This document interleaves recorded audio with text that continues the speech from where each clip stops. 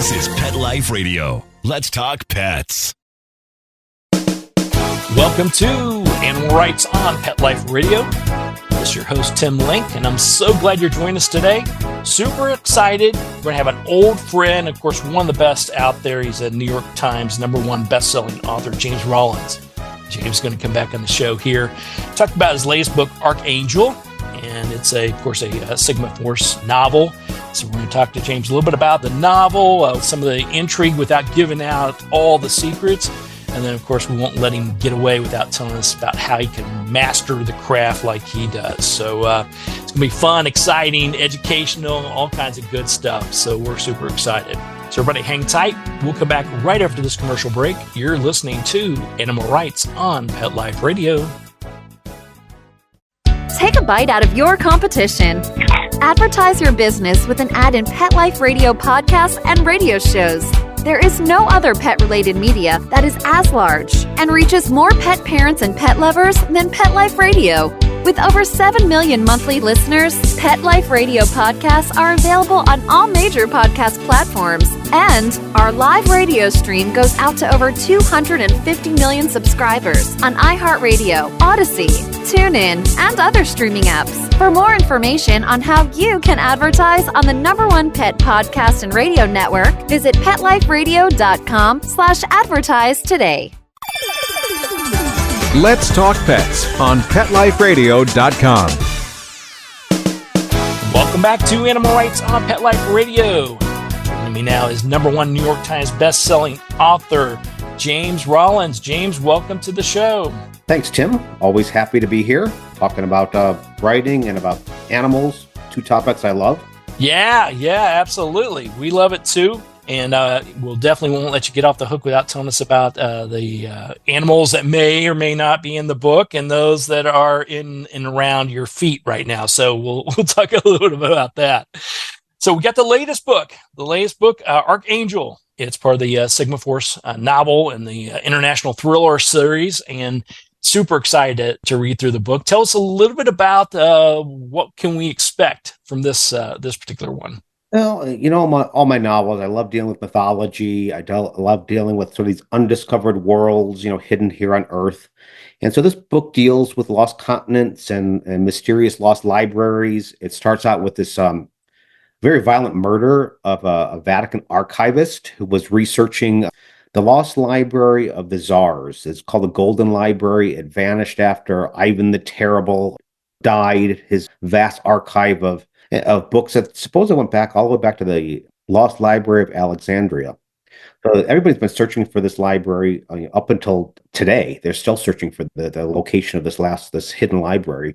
And of course, my Vatican archive has stumbled upon a clue to that library, which of course ends up with his untimely death. Before he dies, he's able to get a coded message warning that there's not just the hint about the library, but there's a terrifying secret about the library, one that can just threaten the world.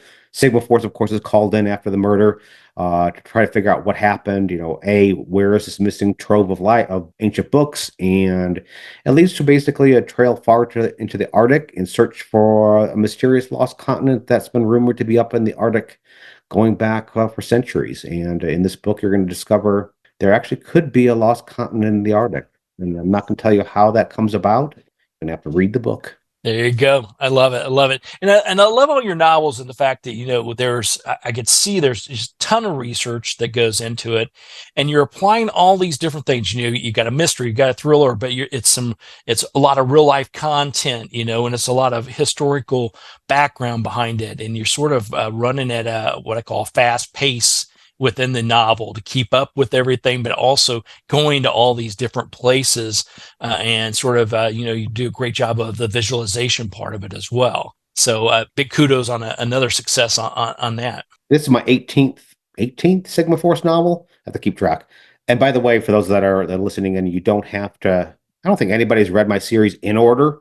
I think I'm the only one that's read them in order. At this point, you could jump in this book, even though it's book 18 in the series. Whatever backstory you need to know for this book, I'm going to tell you in this book, so you're not going to feel lost. So if you feel like jumping in this story, feel free to do so. Absolutely. And I love that. I want to talk to you a little bit more about that later on as far as how you keep that all sorted and fresh and the challenges behind that. So we'll get to picking your brain about how to do all this stuff a little bit. The book itself, though, as far as the fans and the audience is concerned, tell us a little bit about who are some of the people and some of the characters that we have known to grow in love, and how are some of the new ones introduced? Well, Sigma Force is their group of former Special Forces soldiers that were drummed out of the service for various reasons. But because of special abilities, special talents, special intelligence, they're secretly recruited by DARPA, the Defense Department's research and development agency, to basically become sort of secretive field operatives for DARPA. So they go out into the field and they're looking to, any type of technological threats that might impinge upon the U.S. safety or global safety. Basically, I'd always describe them that they're scientists with guns, for lack of a better term. That's their own discipline. In this novel, I return with a couple characters that have helped Sigma in the past. That's Tucker Wayne and his military war dog, Kane. They appeared back a few books ago, and they occasionally help Sigma out, and they helped Sigma back a couple in Kingdom of Bones, which was a Sigma book number 16, and they're back in number 18. And I like returning to those characters. Everybody's, I like them, people like them. I sort of encountered that pair of characters. I did a USO tour of authors to Iraq and Kuwait during the end of the Gulf War. It was in the winter of 2010. And me being a veterinarian, I'm seeing these guys work with their dogs out in the field. So I'm of course going to go talk to them. And I'm saying, oh, can I pet your dog? And they're like, well, we might lose a hand, but feel free to do so. But I loved having that conversation. I was curious exactly what their relationship was like with their dogs. Did they just consider the dogs like the equivalent of a sidearm? But I found out they have a very intense relationship with their dogs. There's a phrase they use called runs down the lead, which means that over time, there's this bonding that occurs across the leash from handler to dog, that over time they begin to be able to read each other without needing a hand signal or a verbal command. They just seem to sense what the other needs. And so I wanted to, when I came back, I'm going to try to introduce that pair of characters. So I played for a while with short stories with Tucker and Kane, and really I just could not seem to glom onto the right way of dealing with them. And then I realized the problem was I was only writing from one end of that leash. I was always writing from the point of view of Tucker, the handler. And I realized it's not really fair to the military war dog. So I thought I'm going to write scenes from the dog's point of view. So I want to have scenes, to try to capture, what it means to be a military war dog, and not do a Disney version of the war dog where the war dog breaks out into song halfway through the novel. I wanted to make it authentic. What senses are they using? How are they responding?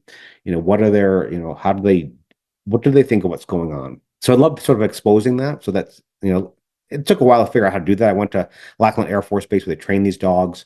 I talked to many, many different handlers. And so I tried to be as authentic as I could. And when I first introduced them, I wrote a story with Tucker and Kane. And I got a lot of feedback from readers saying, hey, what Kane is doing seems unbelievable. It sounds like you're over dramatizing what these dogs could do. Whereas I was getting feedback from the handlers that I was talking to and saying, hey, Jim, we like what you did with Kane, but you're pulling the reins on him. They could actually do more than what you're describing. So as Tucker and Kane appeared in various novels and in their own novels, solo novels too, I began to explore exactly, try to show exactly the true extent of what these dogs could do, because they're pretty amazing. In Arkangel, I introduced a newcomer. At this point, it's always been Tucker and Kane. Initially, Tucker had two military working dogs, two brothers, Kane and Abel. Abel died during an attack in Afghanistan, so he was left with Kane. But now he's introduced with a young new dog that he's training named Marco. So it's fun being able to now write from two dogs' point of view in this novel. And I got the name Marco from military war dog handlers who said, this is Marco. This is, he's done these incredible things. He saved so many lives. And I was looking for a name, so I put a contest out there saying, hey, help me figure out a name for Tucker's new companion, because he's introduced as a pup in the last book, but I didn't name him in that last book. So between now and next, send me names. And so this handler sent me Marco and told me Marco's history. So of course I had to honor Marco by having Marco appear in this novel. So they are integral to helping Sigma solve this mystery of lost continents and lost libraries.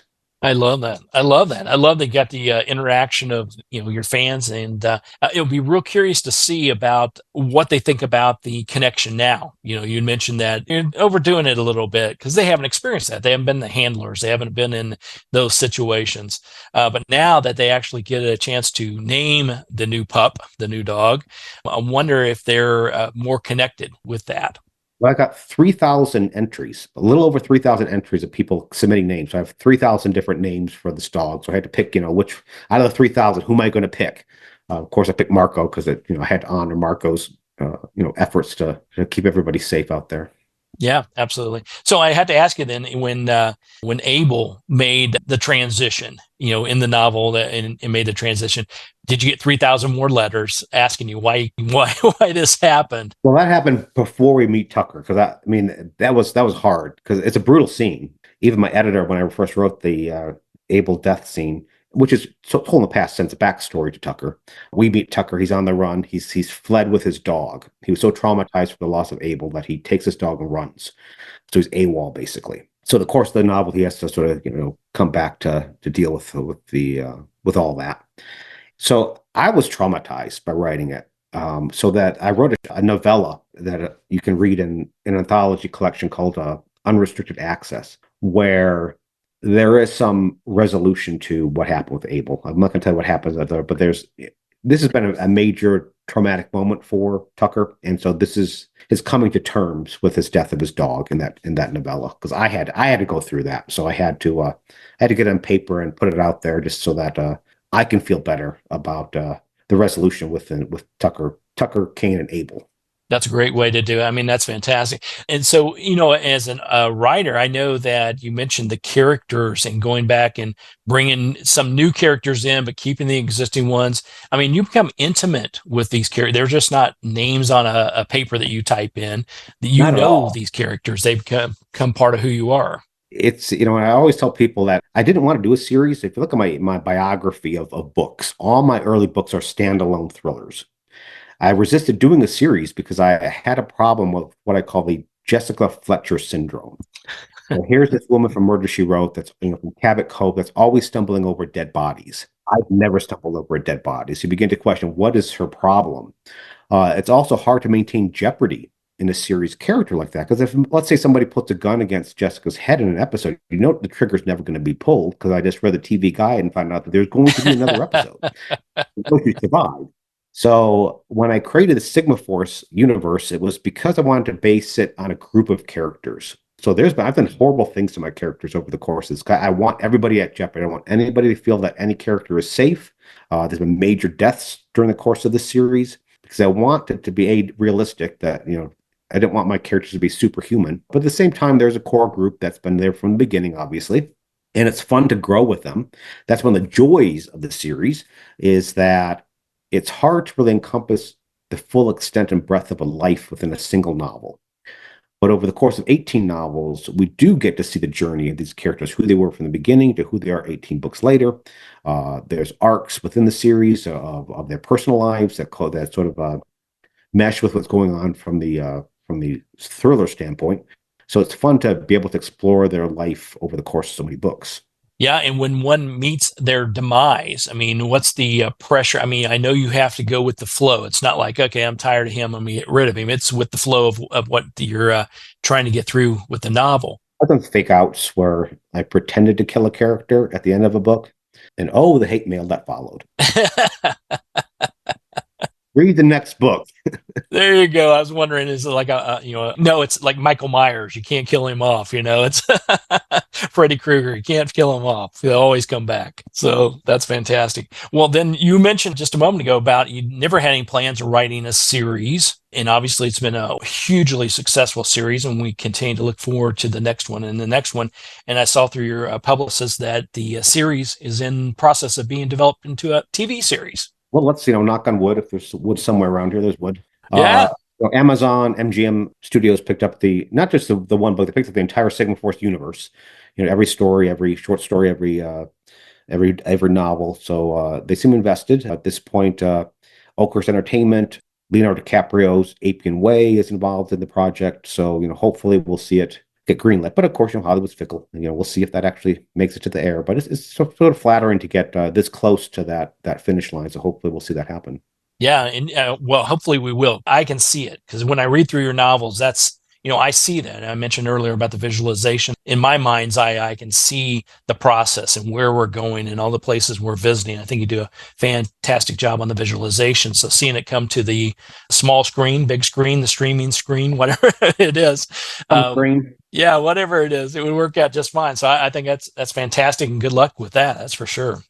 So we'll take a quick commercial break. We'll come back and continue our conversation with James Rollins about the book Arkangel, and we'll talk to him a little bit about writing in general and even more detail. So everybody hang tight. We'll come back right after this commercial break. You're listening to Animal Rights on Pet Life Radio. Hi, this is Tim Link, animal communicator and pet expert and host of Animal Rights on Pet Life Radio. Have you ever wanted to know what your pet is really thinking? Do you want to find out if they truly understand what you're trying to tell them? Ever wish you could build a better understanding and closer relationship with your pet? Well, now you can. Learning to Communicate with Animals is a 4-part on-demand workshop. In the workshop, you'll learn the essential techniques that are necessary to communicate with animals, including what is animal communication, breathing correctly to achieve the perfect state to communicate with your animals at a deeper level, using guided meditation exercises, a method to communicate with animals, and how to send and receive information from your animals. So if you're wanting to learn how to communicate and connect with your animals at a deeper level, visit petliferadio.com/workshop and purchase and download Learning to Communicate with Animals. You'll be glad you did.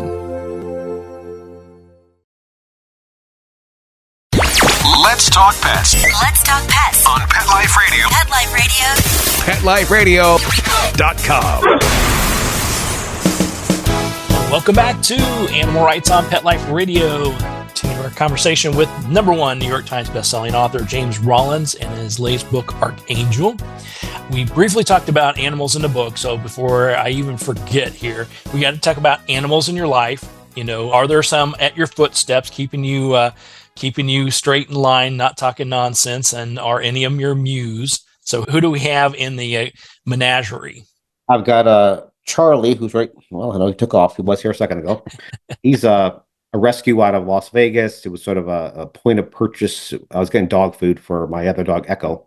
And had a no-kill shelter event, and exactly, it was reeling you in. Come on with me, Charlie. And then I have Echo. She's a almost 13-year-old golden retriever, so she's getting up there in age, but she's still tough.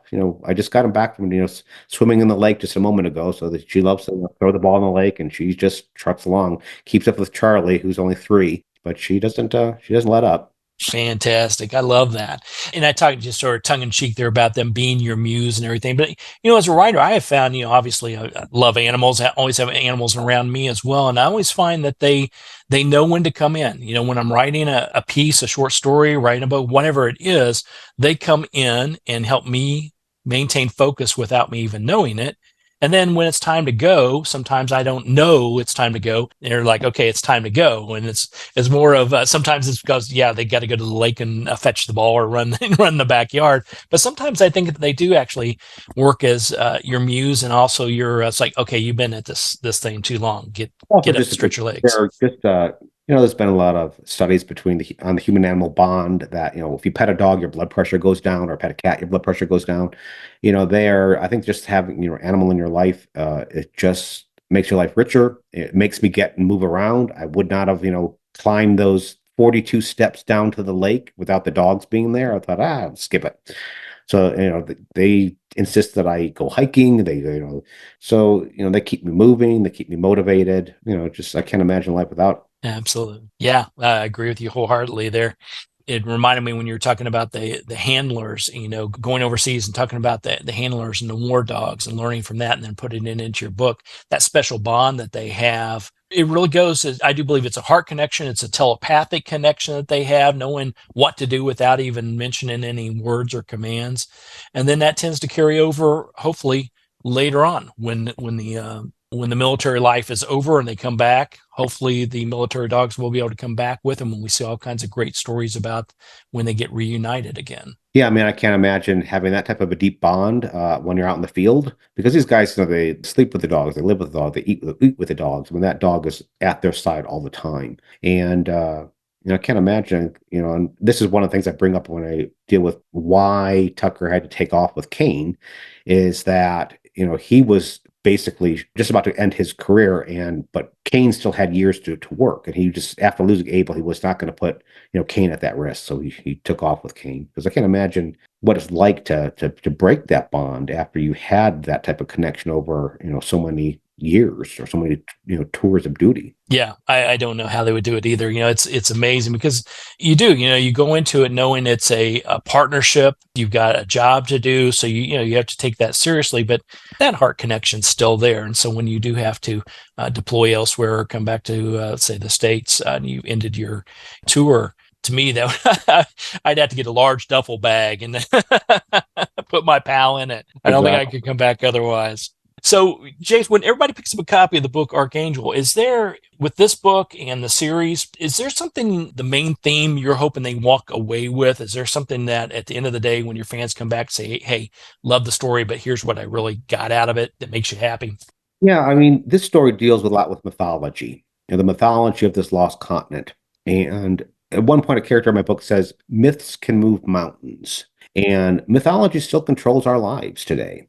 Where's the inspiration to start this book was I read that the mythology of a lost continent in the Arctic is a major driving force for Russians' expansionist philosophy. There's a Russian philosopher called Alexander Dugin, very influential. He's taught in all the universities, all the war colleges. He's also described as Putin's Rasputin, or Putin's brain sometimes.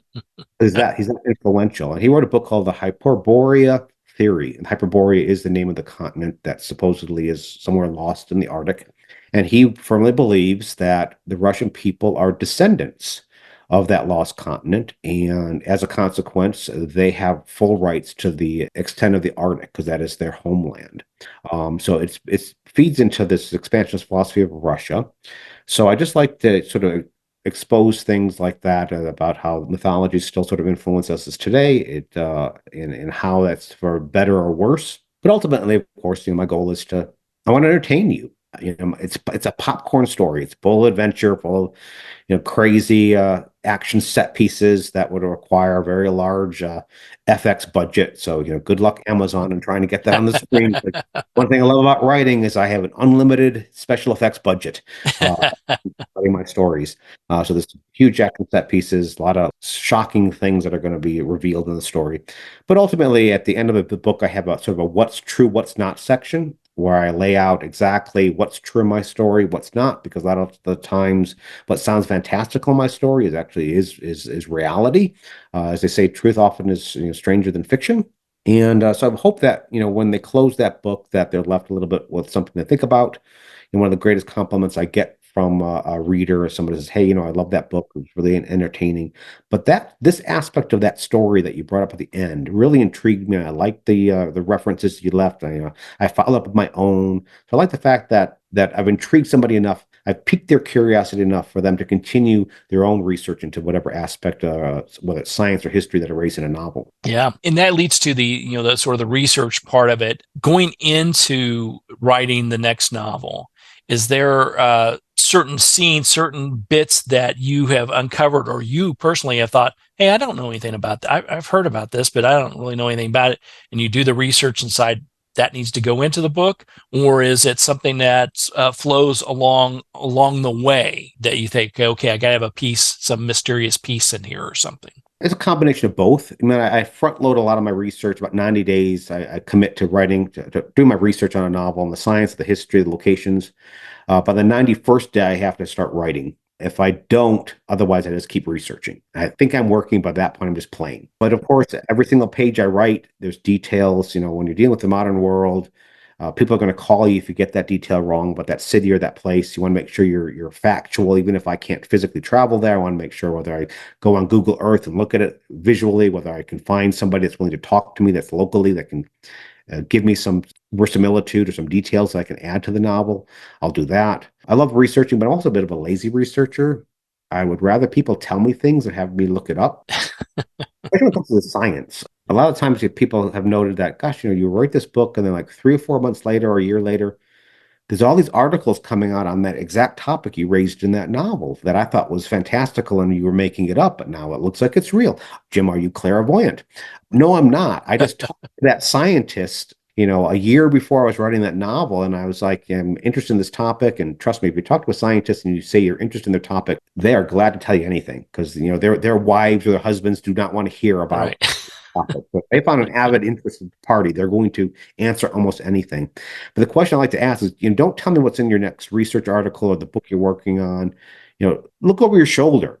Tell me what's on your lab table right now, because I know that it's going to take me a while for this book to get published. And science changes over rather rapidly. Stuff becomes old or wrong. So I need to have that immediacy. I need to find out, what's cutting edge, what's just beyond the horizon. So when it appears in my novel, it doesn't feel like, that's old news. I remember that from last year.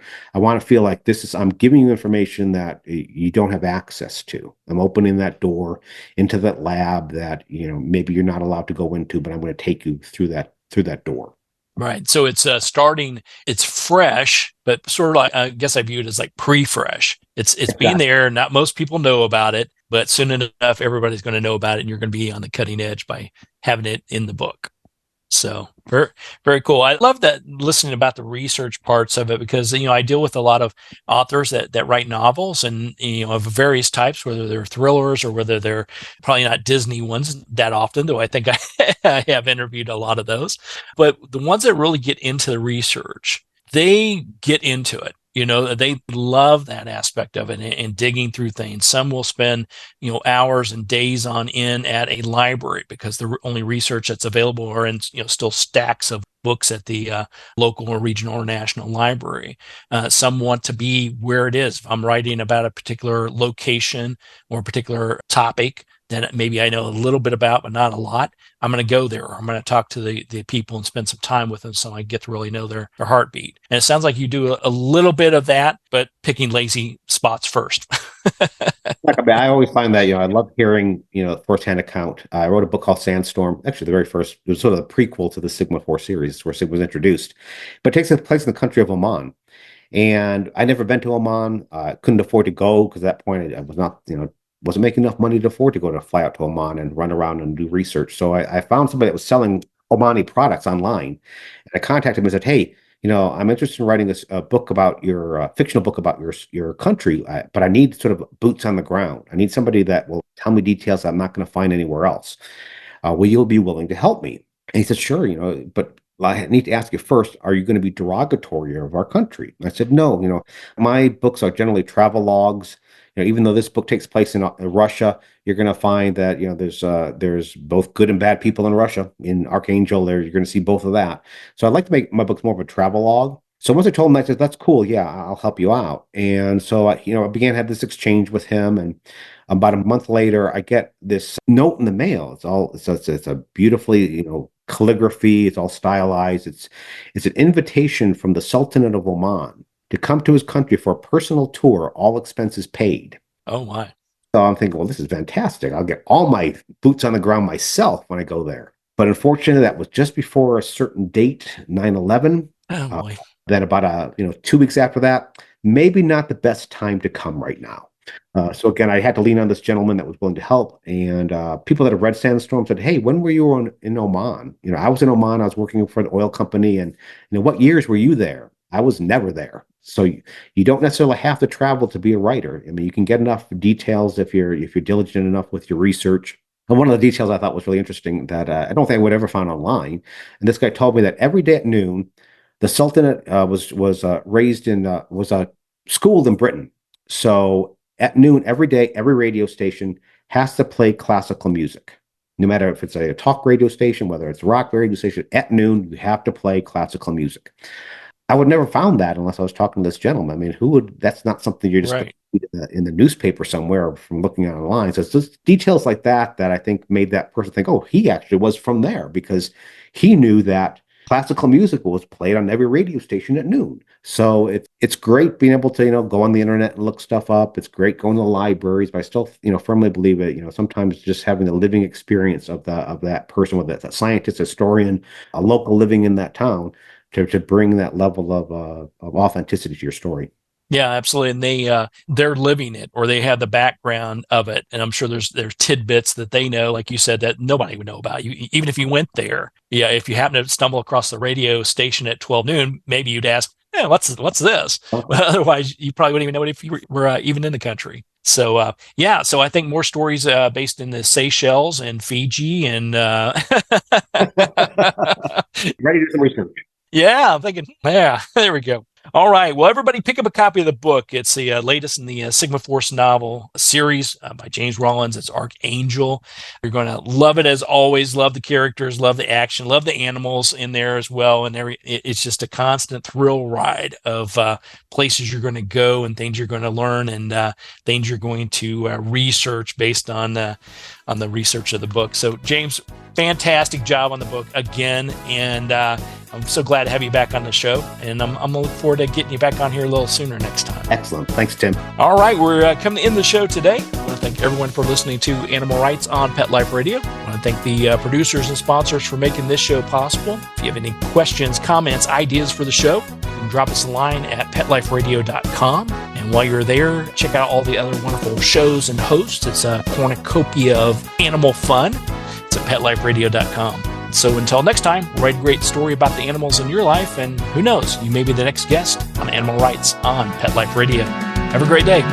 Let's Talk Pets, every week on demand, only on PetLifeRadio.com.